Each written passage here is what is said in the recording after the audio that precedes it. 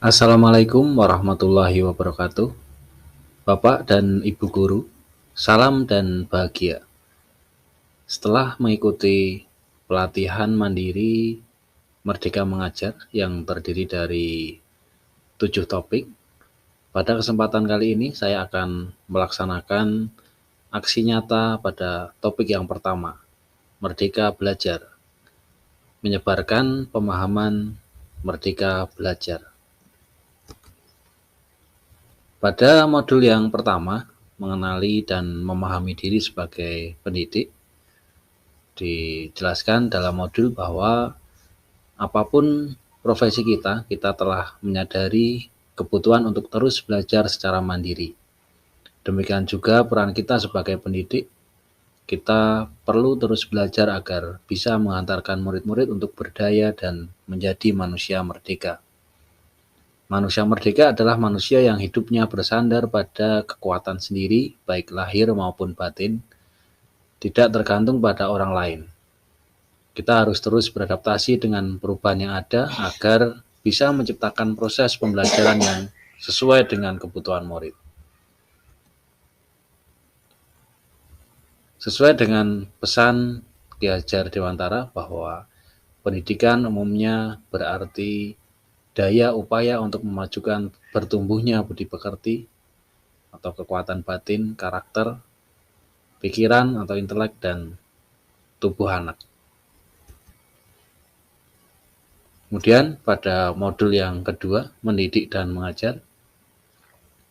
Mendidik adalah menuntun segala kodrat yang ada pada murid agar mereka dapat mencapai keselamatan dan kebahagiaan yang setinggi-tingginya, baik itu sebagai manusia maupun anggota masyarakat. Pendidik tidak dapat menentukan dan berkehendak akan hidup dan tumbuh murid. Yang bisa pendidik lakukan adalah menuntun tumbuh atau hidupnya dengan mengarahkan segala daya upaya untuk memajukan perkembangan budi pekerti, pikiran, dan jasmani murid agar dapat memperbaiki perilakunya. Mengajar adalah cara menyampaikan ilmu atau manfaat bagi hidup anak-anak secara lahir maupun batin. Dengan pengajaran merupakan salah satu bagian dari pendidikan. Metode pengajaran di zaman kolonial Belanda yang menggunakan sistem pendidikan perintah dan sanksi tanpa sadar masuk ke dalam cara guru-guru kita mendidik murid-muridnya. Dan mungkin sampai saat ini praktik pengajaran seperti itu masih berlangsung. Contohnya, kasus kekerasan pada murid mendapat hukuman atau sanksi yang berat saat tidak menyelesaikan tugas, fokus pada orientasi kognitif saja sehingga perkembangan kecakapan dan sosial emosional murid terabaikan.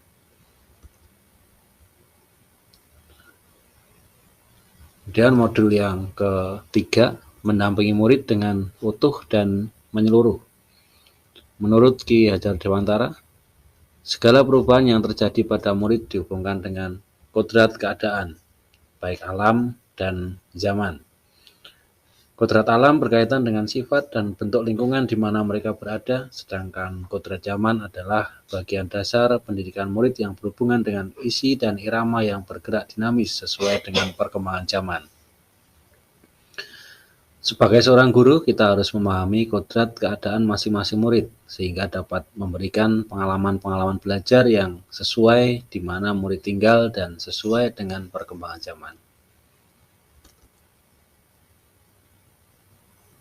Berikutnya untuk modul mendidik dan melatih kecerdasan budi pekerti. Budi pekerti merupakan hasil dari bersatunya gerak pikiran, perasaan, dan kehendak atau kemauan, sehingga menimbulkan suatu tenaga. Budi pekerti yaitu perpaduan antara cipta atau kognitif dan rasa atau afektif sehingga menghasilkan karsa atau psikomotorik. Budi pekerti atau watak manusia dibagi menjadi dua bagian, yaitu bagian biologis dan intelligible. Rasa takut, malu, kecewa, iri, egois, dan segala perasaan manusia termasuk bagian biologis yang tidak dapat berubah. Kecakapan dan keterampilan pikiran kemampuan Menyerap pengetahuan termasuk bagian dari intelligible yang dapat berubah karena pengaruh keadaan, lingkungan, dan pendidikan. Pikiran murid yang tidak bergerak memunculkan rasa asli yang dimiliki menjadi penakut dan pemalu, sesuai dengan watak biologisnya yang tidak dapat berubah. Melalui proses pendidikan, kecerdasan budi pekerti, murid akan tumbuh dan berkembang sehingga mampu mengendalikan watak biologis akan semakin samar dan menebalkan watak-watak baik murid yang akan mewujudkan budi pekerti yang baik. Misalnya, untuk anak prasekolah, sebagian besar mereka merasa takut atau malu saat awal kegiatan di TK, sehingga masih ditunggu oleh orang tuanya. Namun setelah berjalannya waktu, murid tersebut menjadi pemberani. Rasa takut, rasa malu menjadi tidak tampak atau semakin pudar karena sudah mendapatkan kecerdasan pikiran. Murid mulai pandai menimbang dan memikirkan sesuatu serta dapat memperkuat kemauannya untuk tidak malu dan tidak takut. Modul yang kelima, modul yang terakhir, tentang pendidikan yang mengantarkan keselamatan dan kebahagiaan.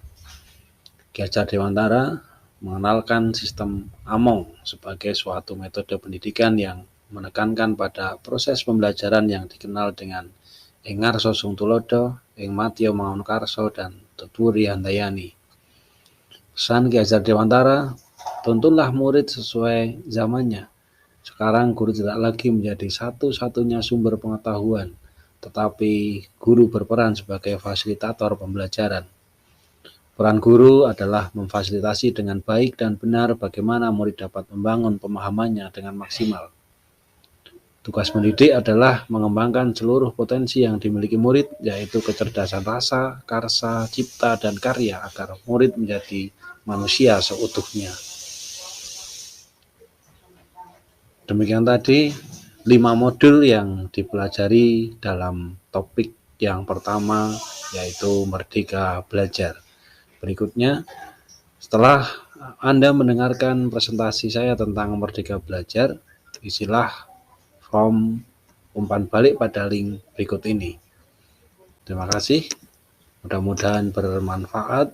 Assalamualaikum warahmatullahi wabarakatuh.